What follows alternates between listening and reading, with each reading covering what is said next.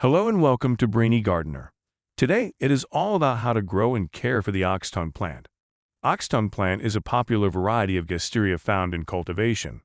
It is characterized by its large, broad leaves covered in short, white bumps or warts.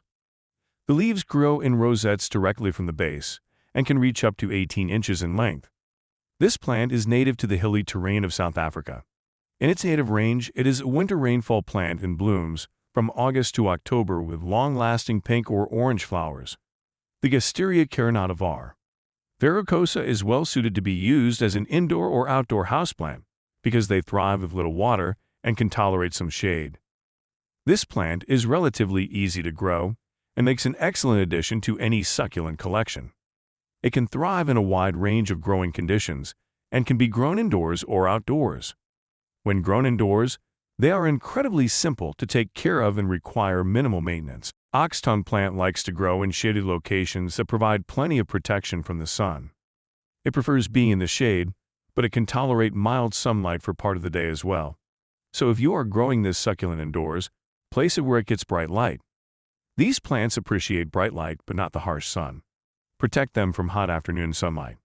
It is a drought-tolerant plant that can go long periods without water.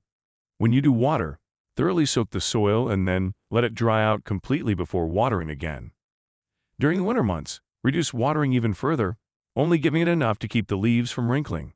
Usually, no further watering is required if the plant receives rainwater outside. Oxtongue plant can handle a wide range of temperatures from hot summers to cold winters. It is winter hardy down to 20 degrees Fahrenheit, but don't let it stay that cold for extended periods. Oxtongue is not particular about humidity and will do just fine in average household humidity levels. However, if the atmosphere is humid, reduce watering to offset the increase in moisture. These plants do not have an issue with low humidity. The only problem you might experience is in extremely humid conditions, which, when coupled with overwatering, can be a catalyst for fungal infections and ultimately root rot. These plants generally don't require a lot of nutrition, and providing a lot won't make them grow more quickly. A light fertilizer application during the growing season will help promote growth and flowering.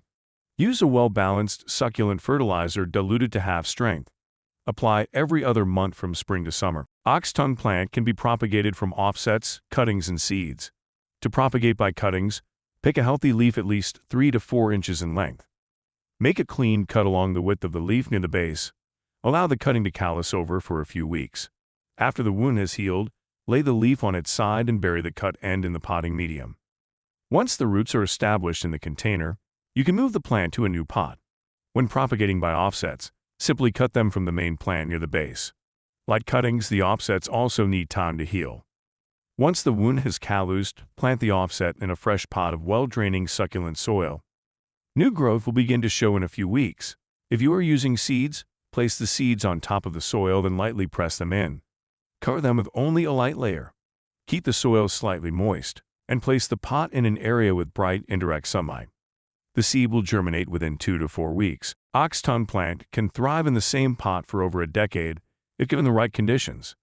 It is not a fast-growing plant and will do just fine staying in the same pot for several years. Choose a pot that is not too large, since the plant likes to be snug. A 4-inch pot is a good size for most specimens. Pick a shallow pot, as that's what the roots like. Pick a fast-draining porous mix to serve as the potting medium. Don't fill the pot to the brim with it. Leave some space for the leaves to grow. When it does outgrow its pot, repot into a pot that is only one size larger in the springtime. And don't forget the drainage holes. Oxtongue plant is considered non-toxic to humans and animals. This succulent is relatively resistant to pests and diseases. But like all plants, it can fall prey to mealybugs, scale, and aphids. If you notice these pests on your plant, act quickly to get rid of them before they have a chance to do too much damage.